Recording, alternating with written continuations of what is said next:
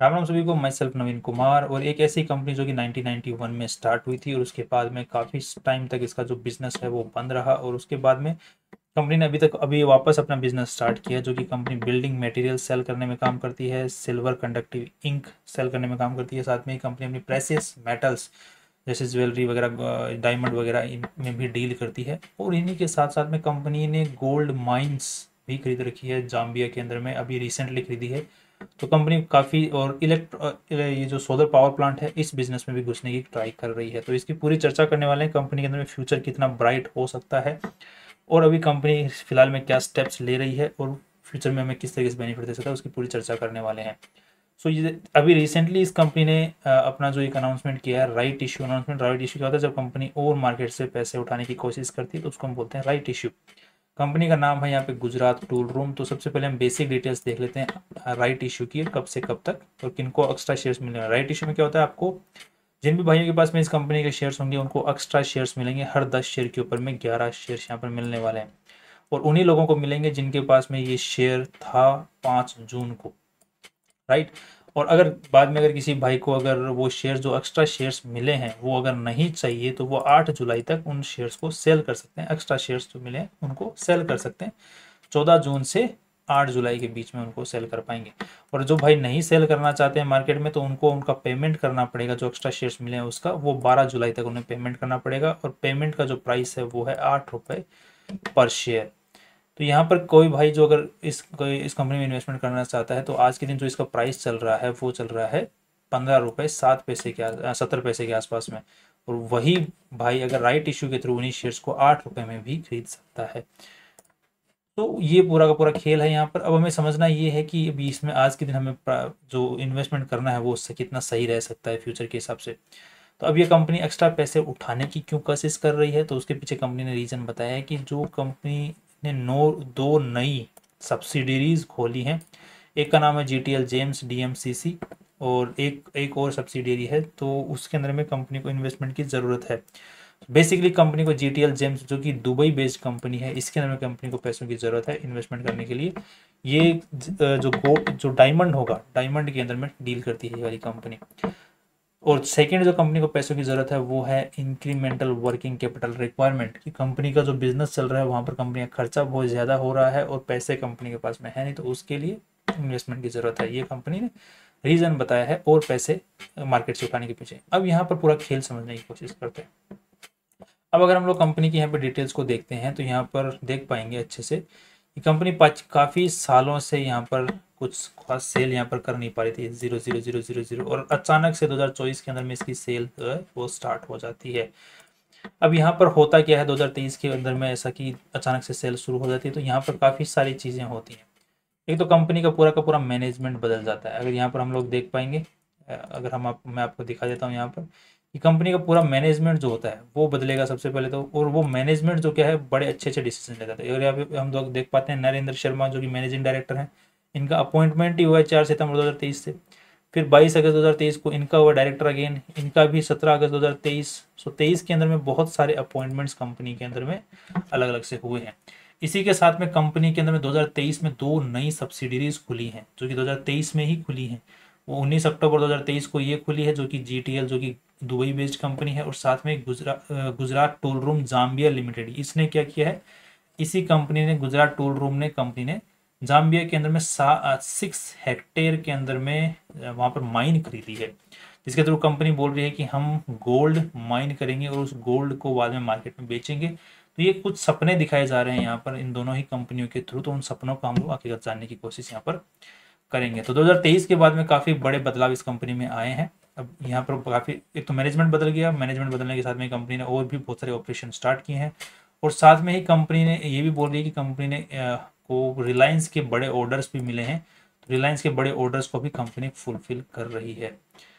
तो काफ़ी बड़ी चीज़ें कंपनी के पास में चल रही है। और इसी के साथ में कंपनी ने एक नया अनाउंसमेंट भी किया है कि कंपनी सोलर पावर प्लांट के अंदर में भी घुसना चाह रही है, जो जिसके बारे में कंपनी ने अपनी जो PPT भी जारी कर रखी है। अगर हम लोग यहाँ पे देखते हैं तो ये तो गोल्ड की PPT कंपनी ने जारी कर रखी है, और ये कंपनी ने सोलर पावर प्लांट को किस तरीके से कंपनी पैसा कमाने वाली है, कितना बड़ा पावर प्लांट लगने वाला है, उसके सपने भी यहाँ पर दिखाए हुए हैं कंपनी ने। अब यहाँ पर कंपनी ने दोनों ही सपने जो दिखाए हैं वो दोनों ही मेरे मायने में तो गलत हैं। किस तरीके से गलत हैं? अगर हम लोग पावर प्लांट वाले की बात करते हैं तो यहाँ पर कंपनी बोल रही है कि हम जो पावर प्लांट लगाने वाले हैं उसकी पूरी जो कॉस्टिंग है यहाँ पर जो पड़ने वाली है हमें, वो लगभग 572 करोड़ रुपीस लगने वाले हैं। पहली चीज़ तो इतना पैसा आएगा कहाँ से? क्योंकि आप लोग पैसा जो कंपनी है वो तो राइट इश्यू से उठा रही है, वो भी हिम्मत नहीं हो रही है 50 करोड़ से ज़्यादा ऊपर उठाने की। क्यों नहीं हो रही है? क्योंकि 50 करोड़ से जब कंपनी पैसे कम उठाती है तो सेबी के अप्रूवल की जरूरत नहीं पड़ती, सिर्फ सेबी को इन्फॉर्मेशन देनी पड़ती है। और 50 करोड़ से जैसे ही ऊपर उठाती है तो सेबी जांच करती है कंपनी की, तो सेबी की जांच से बचने के लिए तो 50 करोड़ से तो कम पैसा उठा रहे हैं। और 500 600 करोड़ के प्लान से कंपनी मार्केट में बता रही है कि हम ये करेंगे, हम वो करेंगे, राइट। तो अब कॉन्ट्राडिक्शन देख रहे हैं यहाँ पर। दूसरी चीज, कंपनी ने दूसरा जो सपना देखा इलेक्ट्रिसिटी वाला, और इलेक्ट्रिसिटी वाले सपने के अंदर में एक चीज और ध्यान देना कि कंपनी ने जो अपना 1100 megawatt total power generated per hour is 100 megawatt, और यहाँ पे cost per megawatt is 572 crore, और यहाँ पर रिकरिंग कॉस्ट 17 करोड़ से 24 करोड़ पर साल और होने वाली है उनकी सफाई साफ सफाई के अंदर में जो सोलर प्लांट लगने वाले हैं। तीसरी चीज, कंपनी ने यहाँ पे डेली रेवेन्यू 4 रुपए पर यूनिट दिखाया, जबकि एक्चुअली अगर मार्केट में हम लोग चेक करते हैं तो जो रेट आती है वो लगभग 2 रुपए से 2.5 रुपए के आसपास में आती है। सो 2 रुपए 2.5 रुपए के आसपास में कंपनी को रेट्स मिलती है पर यूनिट, और यहाँ पर इन्होंने 4 रुपए से कैलकुलेट कर रखी है। तो पहले ही चीज़ तो इनको सपना दिखाना है, तो सपने के अंदर में तो बड़े से बड़े पैसे दिखाने पड़ते हैं, राइट। तो आप गूगल कर सकते हैं आराम से कि जो सोलर पावर प्लांट लगते हैं उनके अंदर में पर यूनिट को कितना पैसा मिलता है, जो कि वहाँ की जो डिस्ट्रीब्यूशन इलेक्ट्रिसिटी डिस्ट्रीब्यूशन कंपनी होती है एरियाज़ की, वो कितना पैसा देती हैं, तो आपको समझ में आ जाएगा चीज़। यहाँ पे वो 2 से 2.5 3 रुपए के आसपास ही देते हैं, यहाँ पे 4 रुपए तो पहले से ही यहाँ पर बड़ा सपना दिखाने की कोशिश की जा रही है। दूसरा, इतना बड़ा कॉस्टिंग स्ट्रक्चर है तो यूजुअली जब 572 करोड़ रुपीस लगने वाले हैं तो वो कवर ही नहीं हो पाता है। अगर आप ऑलरेडी जो इस बिजनेस में काम कर रहे हैं उनका अगर डेटा देखोगे उठा के जा करके, तो वो प्रॉफिट तो छोड़ो, उनको सालों लग रहे हैं, 10-15 साल तो उनका कॉस्ट क्लियर होने में लग जा रहे हैं, राइट। साथ में ही दूसरा इनका जो दूसरा सपना है वो है गोल्ड माइन को लेकर के। तो यहाँ पर अगर इनके ही दूसरी चीज़ों देखें कि जो इन्होंने जाम्बिया में माइन खरीदी है, वो जाम्बिया के अंदर में माइन के अंदर में अलग अलग रिजर्वेयर, इन्होंने खुद के बताया कि जो माइन खरीदी है वो rich in reservoir including copper, cobalt, gold, निकल, मैंगनीज में अलग अलग जो इनके पास मेटल्स हैं उनके अंदर के वो वहाँ पर है, मतलब रिच है वो रिजर्वेयर के अंदर में जो इन्होंने माइन खरीदी है। बट यहाँ इन्होंने जो सपना दिखाया है पीपीटी के अंदर वो सिर्फ गोल्ड को लेकर के दिखाया है, मतलब यहाँ पे सिर्फ सोना है, और सोना जो है दिन का 6 किलो तक सोना निकालेंगे ये लोग 6 हेक्टेयर से। और वहाँ की जाम्बिया की जो सबसे बड़ी फैक्ट्रियाँ हैं, जो सबसे बड़ी कंपनियां जो कि गोल्ड माइन कर रही हैं, उनका साल का 900 किलो से लेकर के 350 किलो से 900 किलो पर साल का गोल्ड निकाल पा रहे हैं, और ये 6 हेक्टेयर के अंदर में ही 2000 किलो सोना निकालने वाले हैं। सपने देखो कितने भयंकर दिखाए जा रहे हैं कि हम लोग 2000 किलो सोना निकालेंगे, वहाँ की जो एग्जिस्टिंग कंपनियां हैं वो खुद नहीं निकाल पानी इतना सोना, जो इनसे भी ज्यादा बड़ा लैंड लेके बैठी हुई है वहां पर, राइट। और तीसरी चीज, कंपनी ने ये जो लैंड खरीदा है, जो भी इन्होंने अनाउंसमेंट कर रखी है, इसकी कहीं पर भी इंफॉर्मेशन नहीं कि उन्होंने लैंड खरीदा कितने का, राइट। एक्चुअली कितना पेमेंट किया है वो लैंड खरीदने के लिए, 6 हेक्टेयर जो खरीदा है कहाँ पे है, पेमेंट कहाँ कितना किया है, कितने में खरीदी है, वो उसकी कोई जानकारी कहीं भी इंफॉर्मेशन में अवेलेबल नहीं है। एक तो इन्फॉर्मेशन अवेलेबल नहीं है, दूसरी चीज बाद में सपने इतने बड़े बड़े जो कि अनरियलिस्टिक सपने, और बाद के अंदर में और बहुत कहानियां हैं। नेक्स्ट अगर देखते हैं यहाँ पर कंपनी के बारे में कि और सपने कौन कौन से दिखाए जा रहे हैं, तो यहाँ पर आप लोग देखोगे कि कंपनी को एक ऑर्डर मिला हुआ है रिलायंस की तरफ से, रिलायंस इंडस्ट्रीज की तरफ से, राइट। और वो ऑर्डर है कि जो बिल्डिंग मटेरियल होता है वो बिल्डिंग मटेरियल सप्लाई करने के लिए, तो कंपनी को फेजेस में लगभग 200 करोड़ का वो कॉन्ट्रैक्ट था, $2 बिलियन का, 2 बिलियन रुपीज़ का। सो यहाँ पर इंफॉर्मेशन नहीं दी हुई, वो यहाँ पर न्यूज़ में आपको मिल जाएगी अगर आप लोग सर्च करते हैं, और या फिर आप लोग बीएससी की वेबसाइट के ऊपर में चेक करते हैं तो आपको उसका डेटा मिल जाएगा। तो 200, तो वहाँ पर कंपनी 65 मिलियन रुपीज़ का तो ऑलरेडी माल दे चुकी है रिलायंस को, और बाकी का जो प्रोजेक्ट है वो कंप्लीट करने में लगी हुई है। ये प्रोजेक्ट भी 2023-24 का ही है। तो सारे के सारे जो प्रोजेक्ट्स हैं वो 23-24 के हैं। अब यहाँ पे ध्यान देना एक चीज़ कि आज के कंपनी के पास में इतने पैसे आ कहाँ से रहे हैं, तो ये प्रोजेक्ट में जो सेल दिखाई जा रही है ये वही है रिलायंस वाली। इसके अंदर में और भी इंक्लूडेड है जो कि सिल्वर लाइनिंग इंक वाली जो जो कंपनी काम करती है वो वाला बिजनेस भी इसके अंदर में इंक्लूडेड है, उससे जो सेल आई है वो भी। अब यहाँ पे इनकी अगर बैलेंस शीट चेक करोगे तो यहाँ पर जो 407 करोड़ रुपये यहाँ पे बिल्कुल बैलेंस शीट खत्म है 2023 के अंदर, मार्च 2023 में। मार्च 2024 के अंदर हम लोग चेक करते हैं तो यहाँ पे रिजर्व्स अचानक बढ़ गए। साथ में ही कंपनी ने 2407 करोड़ की लाइबिलिटी क्या होती है, कंपनी ने सेल दिखाने की कोशिश की है। सेल भी किस तरीके से दिखाई कि हमने कहीं और से माल लिया, बीच में बिचौलिए बन गए और आगे कंपनी को माल बेच दिया, तो बीच में कुछ कैश हमारे पास में बचा, उस कैश जो हमारे पास में बचा है एज इन कैश फ्लो, तो वो कैश फ्लो 8 करोड़ बचा, जिसमें से 5-6 करोड़ रुपए हमने खुद को डिविडेंड दे दिए। तो इस गुजरात टूल रूम कंपनी ने डिविडेंड भी जारी किया है। तो यहाँ पे ट्रेड रिसीवेबल्स, बाकी जो पैसा जो हमने माल बेचा है उसका पैसा अभी तक आया नहीं है, 303 करोड़ रुपए, और 148 करोड़ रुपए इन्वेंट्री पड़ी हुई है हमारे पास में। सो यहाँ पर एसेट्स की फॉर्म में कंपनी के पास में कुछ भी नहीं है, ठीक है। नेक्स्ट, कंपनी के पास में इन्वेंट्री पड़ी हुई है, तो इन्वेंट्री जो बिकेगी तो बाद में पैसा देना है, तो कंपनी का कुछ भी नहीं है वहाँ पर।